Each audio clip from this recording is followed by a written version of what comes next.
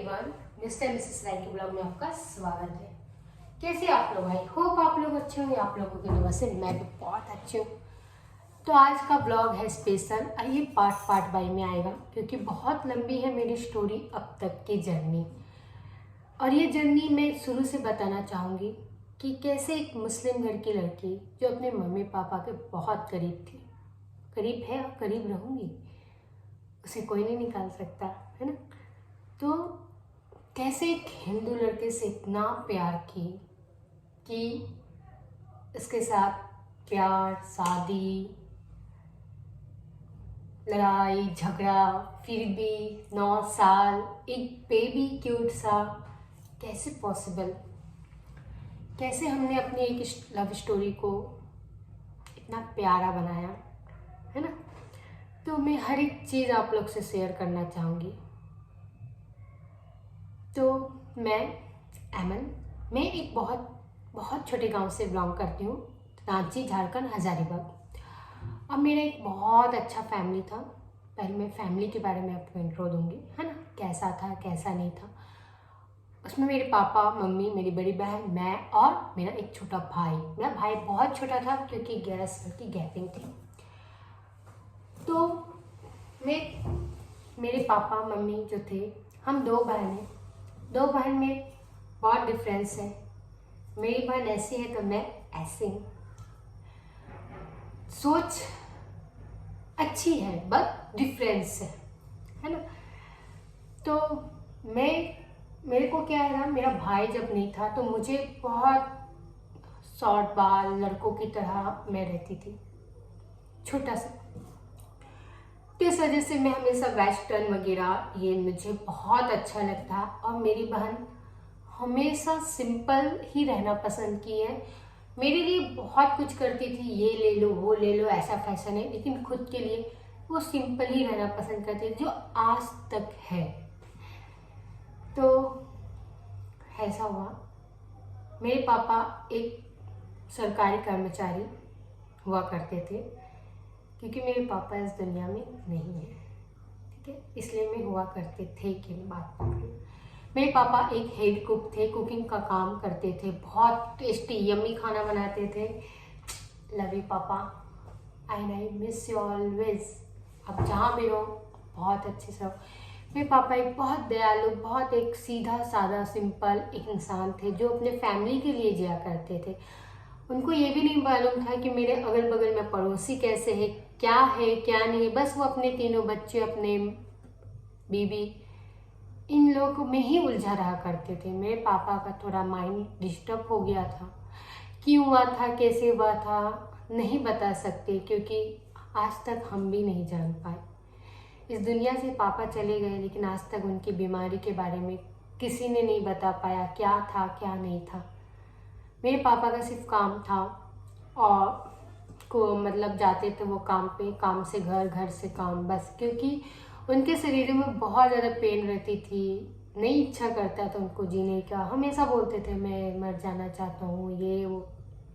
हमेशा एक सुस्त इंसान हो गए थे, सिर्फ अपने बच्चों का पेट भरने के लिए, उनको पालने के लिए बस वो काम पे जाया करते थे। बाकी का सारा काम मेरी बड़ी बहन और मेरी मम्मी करते थे क्योंकि मैं बहुत छोटी थी और मैं ये सब चीज़ें नहीं समझ पाती थी। आज मैं समझ पाती हूँ। क्या मैं उस टाइम समझ पाती तो बहुत चीज़ों में मैं हेल्प करती, लेकिन उस टाइम नादान थी, छोटी थी, नहीं मालूम था घर की स्थिति क्या है क्या नहीं। खेलना कूदना मेरा यही काम था। और मेरी बहन, मेरी मम्मी मेरे को ये सब चीज़ें में कभी उलझाना नहीं चाहती थी। मैं ऐसी थी कि मैं अपने घर पे 1 कप चाय भी बना नहीं पाती थी क्योंकि मुझसे नहीं कराया जाता था। मेरी बहन, मेरी मम्मी काफ़ी थी सब चीज़ों के लिए। मेरा काम था खेलना, खाना पीना, खुश रहना, इधर उधर घूमना, पढ़ना लिखना, बस। उससे ज़्यादा मुझे नहीं था। अपनी फैमिली से प्यार करना, हंसमुख में बहुत, मुझे दोस्तों से बातें करना बहुत बहुत पसंद था, बहुत ज़्यादा। मैं ऐसी थी। मैं गप बहुत किया करती थी। डांस वगैरह 15 अगस्त 26 जनवरी में डांस में फंक्शन लेना, ये सब मेरा काम था। मैं हमेशा, मैं शौक था डांसर बनना, बहुत बड़ा डांसर बनना। मेरा हमेशा ख्वाहिश था कि मैं एक अच्छा खासा डांसर बनूं। मैंने 7th क्लास में झारखंड स्टेट में मैंने फर्स्ट डिवीज़न भी लाई हूँ। मेरे पेपर में नाम वगैरह भी आया था। 7th क्लास में मैंने डांस किया था। लेकिन बोलते हैं ना, मेरी फैमिली बहुत अच्छी थी, लेकिन एक किसी के आने से सब कुछ टूट जाता है। तो हमारे साथ भी यही हुआ। हमारा एक छोटा फैमिली था जिसमें हम 5 जन थे, पापा, मम्मी, 2 बहनें, हम, मेरी बहन, एक भाई, छोटा, बहुत छोटा, बोलो तो ऐसा भाई था, छोटू सा एकदम। अच्छा खासा था, सब कुछ चल रहा था। लेकिन मेरी बहन का शादी का बहुत बचपन से उसकी शादी तय हो गई थी। हंसी मजाक में मेरे पापा बोल दिए थे मेरे मामा से कि मैं अपनी बेटी तुझे दूंगा, अपना मतलब बेटे से, मामा का बेटा से तय हो गया था। लेकिन बोलते ना, जो जोड़ियाँ ऊपर ही बन के आती है, ये सच है, सच है, रियल है ये बात।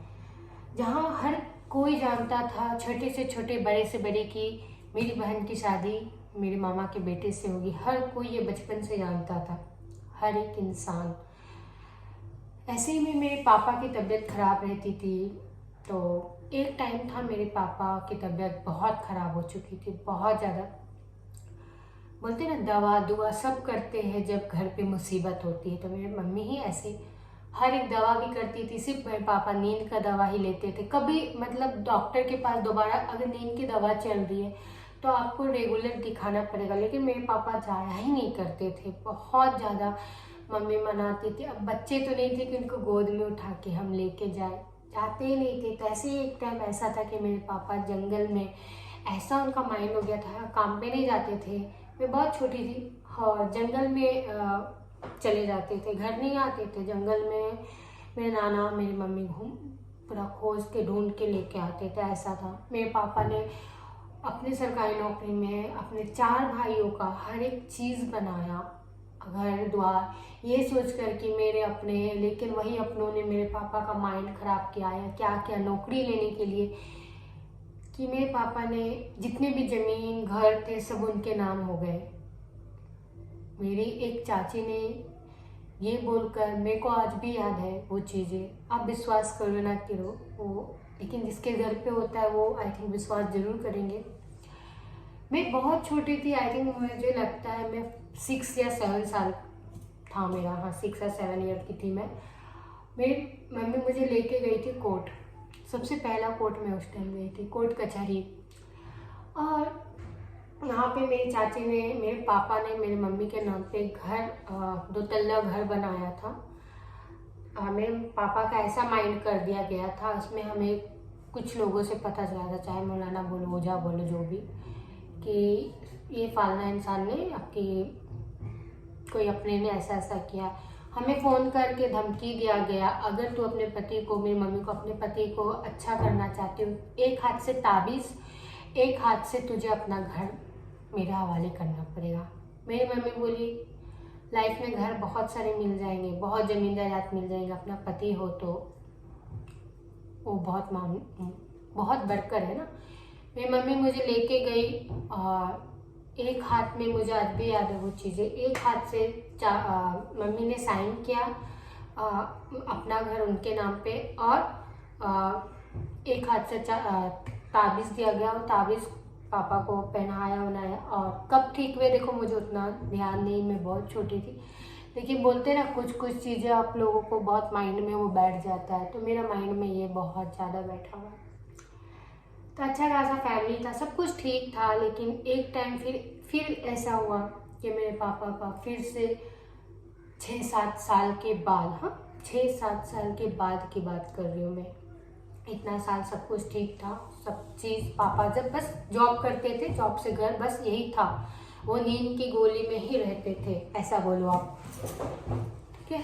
लेकिन हमारे बीच थे, बस हमारे बीच थे। वो हमेशा बोला करते थे, मुझे जीने की इच्छा नहीं है, मैं सिर्फ तुम लोगों के लिए जी रहा हूँ, मुझे कुछ हो जाएगा तुम लोग रोना मत, हमेशा ये बोलते थे, हमेशा। क्यों बोलते थे? उनके शरीर में बहुत कष्ट होते होंगे, बहुत ज़्यादा कष्ट थी, तभी ये चीज़ बोला करते थे, क्योंकि कोई ऐसा इंसान नहीं है जो अच्छा खासा हुआ और वो जीना ना चाहे। तो ये चीज़ थी। अभी ऐसा हुआ कि 10th का एग्ज़ाम था। 10th का एग्ज़ाम देने के बाद सडनली मैं मुंबई आई घूमने के लिए, ठीक है, अपने कज़न के घर आई थी घूमने के लिए। शादी से पहले की बात कर रही हूँ, 10th क्लास एग्ज़ाम देने के बाद।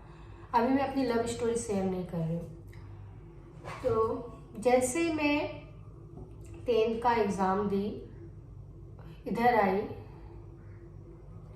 उसके बाद पता चला मेरी मम्मी एक मौलाना के पास गई थी। वहाँ एक आदमी आया था और मौलाना और वो आदमी ने ऐसा क्या कर दिया। पहले तो मेरे घर के बारे में वो जान गया कि सरकारी नौकरी है, 2 बेटियां हैं और बड़ी बेटी शादी के लायक है, हर एक चीज़ जान गए। उसके फादर है वो माइंडली डिस्टर्ब है। ये दोनों जान के ऊपर वाला जाने मेरी मम्मी की मती मार दिया गया है। क्या हुआ कैसे बताओ। मेरी मम्मी उसको भाई बना दी और वो हमारे घर आया। उस समय था रामनवमी, जो कि हजारीबाग में रामनवमी बहुत धूमधाम से हुआ। वो मेरे घर पे आया एक मुलाकात करने, हमसे मिलने। हम सोचते थे चलो होगा कोई अच्छा इंसान। मेरे पापा पता है कभी कुछ नहीं बोला जा करते थे, लेकिन उस दिन मेरे पापा उस इंसान को देख के बोले हमारे घर शैतान आ रहा है। आज भी वो बात याद है, जबकि उस इंसान से कभी ना मिले थे हम, ना कभी मम्मी जानती थी, हम नहीं जानते थे।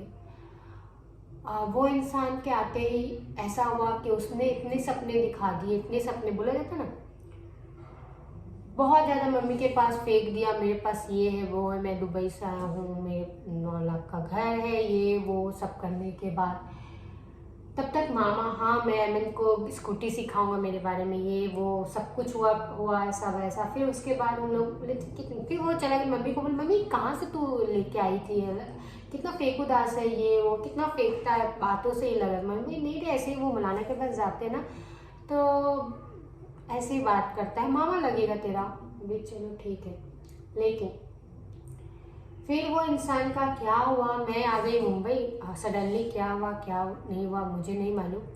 अचानक से मैं जब मुंबई आ गई तब मुझे मेरी मेरी मामी जो थी, जिसके घर पे मेरी बहन की शादी होने वाली थी, उसने बहुत रोना स्टार्ट किया। मैं बोली क्या हुआ मामी।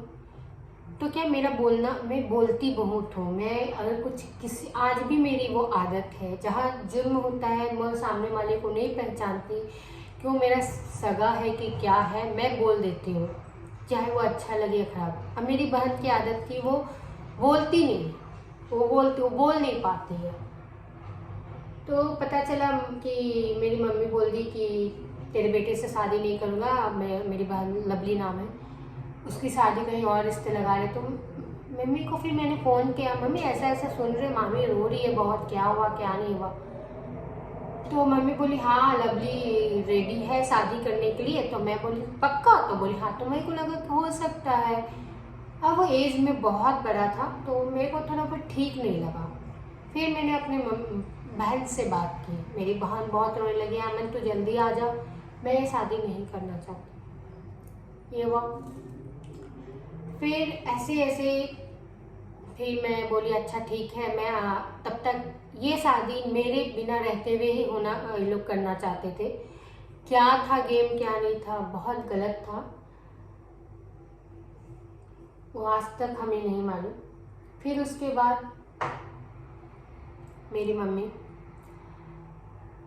मतलब मेरी मम्मी को ऐसा कर दिया गया था वो मौलाना, मेरी मम्मी उस लड़के ने, कि मेरी मम्मी किसी का बात ही सुनने को रेडी नहीं करती थी, सिर्फ उसकी ही वाहवाही, मेरी बेटी बहुत खुश रहेगी, ये रहेगी लवली रेडी। अब मेरी बहन का भी एक आदत था, जब तुझे नहीं करना तूने हाँ क्यों बोला।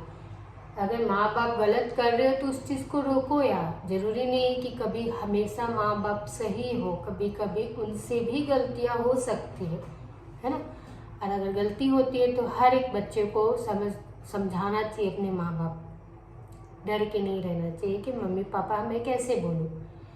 तो वही चीज़ थी, मेरा था मैं बोल देती थी। फिर मैं मम्मी को कैसे करके मैंने हैंडल किया, मम्मी मैं ये लहंगा पहनूंगी, ऐसा ऐसा करके मैं आऊँगी। तब फटाफट हमने टिकट किया, मैं आई, सब कुछ जानी। पापा को बोला, पापा भी बोले, पता नहीं क्या हो गया। मेरी मम्मी को मैं पापा प्यार से आलू बोलते थे।